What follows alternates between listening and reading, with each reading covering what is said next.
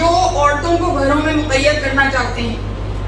ایسے ذہن ہے نا، تنگ ذہن، جو چاہتے ہیں بس عورتوں کو تو یا تو گھر میں بند کر دو یا قبر میں بند کر دو. نہیں، اسلام یہ نہیں سکھاتا.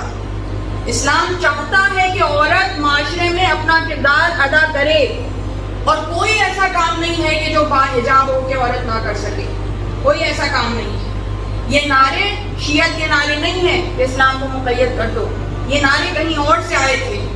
یہ نعرے سیدہ فاطمہ الزہرا سلام اللہ علیہا کے مقابلے میں آئے تھے.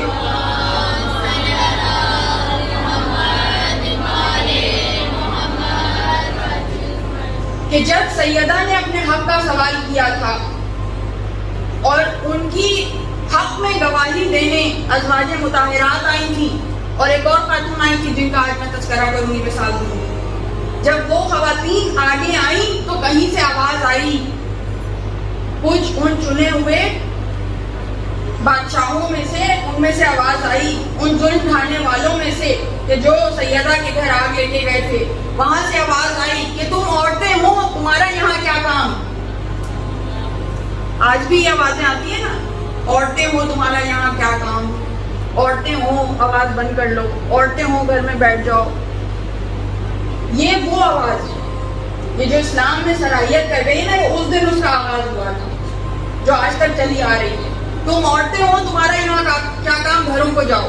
ان کی گواہی کو قبول نہیں کیا، حالانکہ کتنی بڑی بڑی شخصیات ہیں، ازواج مطہرات ہیں، قرآن میں ان کا تذکرہ ہے، وہ قابل احترام ہیں، گواہی دینے آئی ہیں.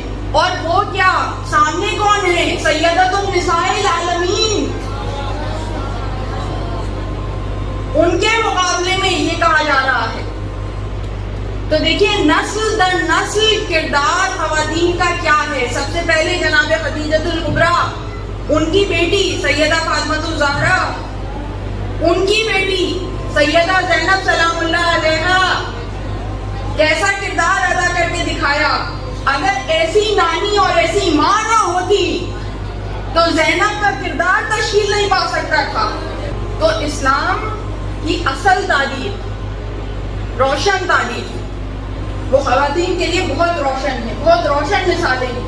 کہیں راستہ نہیں روکتا اسلام، کہیں یہ نہیں کہتا کہ نچلی بیٹھی رہو. نہیں، اٹھو، حق کی راہ میں جستجو کرو، کام کرو، آواز بلند کرو. یہ ہم نے سیکھا ہے. ہر فیلڈ میں آگے جاؤ. سارے حقوق، وراثت کے حقوق اسلام نے دیے، اپنا کمانے کے حقوق اسلام نے دیے. اور جو کمائی عورت کی ہے، فقط عورت کا اس پہ حق ہے، کسی کا حق نہیں ہے. مرد کی کمائی پہ عورت کا حق ہوتا ہے، مرد کی کمائی پہ بچوں کا بھی حق ہوتا ہے. عورت کی کمائی پہ کسی کا حق نہیں ہوتا. وہ اپنی خوشی سے کسی کو دے دے تو دے دے. ارب پتی بھی ہو عورت، ارب پتی بھی ہو، ملینئر ہو عورت، اس کا نان نفقہ مرد پہ ہی واجب ہے. اب یہ باتیں زیادہ بیان نہیں کی جاتی، سمجھتے ہیں عورتوں کا دماغ خراب ہو جائے گا. واقعتاً یہ بات ہے، سمجھتے ہیں کہ زیادہ بیان کریں گے تو یہ آپے سے باہر ہو جائیں گی، یہ کنٹرول میں نہیں رہیں گی. تو جو کنٹرول کرنا چاہتا ہے وہ ہمیشہ اس طرح حقوق کو چھپاتا ہے. اگر ایسا ہوتا تو اسلام کبھی یہ حقوق نہ دیتا. اگر ایسا ہوتا تو اہل بیت کبھی ان حقوق پہ عمل کر کے نہ دکھاتے.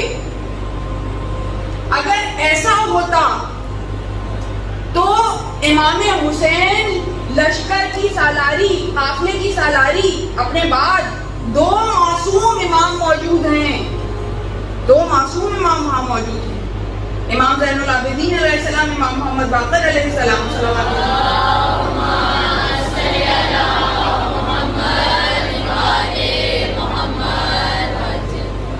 امام باقر کمسن ہیں، مگر امامت میں کمسنی کی کوئی قید نہیں ہوتی، سن و سال کوئی اہمیت نہیں رکھتے. امام گود میں ہو تو بھی امام ہے، امام پردہ غیب میں ہو تو بھی امام ہے، تو یہ میٹر نہیں کرتا. لیکن سید سجاد تو خود موجود ہیں، امام محمد باقر موجود ہیں، مگر اس کے باوجود سالاری کس کے ہاتھ میں دے رہے ہیں؟ زینب کبریٰ کے. یہ مثال قائم کر کے دکھائی کہ لیڈرشپ رول ہے عورت کا، اس کی اہمیت ہے، اس کو سمجھو. 52% آبادی خواتین کی ہے. اگر کوئی بہت بحث کرے, بہت نیگوسیشن کرے, تو بھی 50% سے کم کہیں نہیں بنتی. اسی ملک میں 50% آبادی یہ عقل تسلیم کرتی ہے کہ آپ 50% آبادی کو مفلوج کر کے بٹھا دیں, اس کے اوپر فتوے لگا دیں, اس کے اوپر پہرے بٹھا دیں. نہیں, آپ اپنی قوم کو تنزلی کا شکار کر دیں گے. اگر عورتوں کو امپاور کریں گے, ان کو تعلیم دیں گے, انہیں کانفیڈنس دیں گے, تو آپ کی قوم ترقی کرے گی.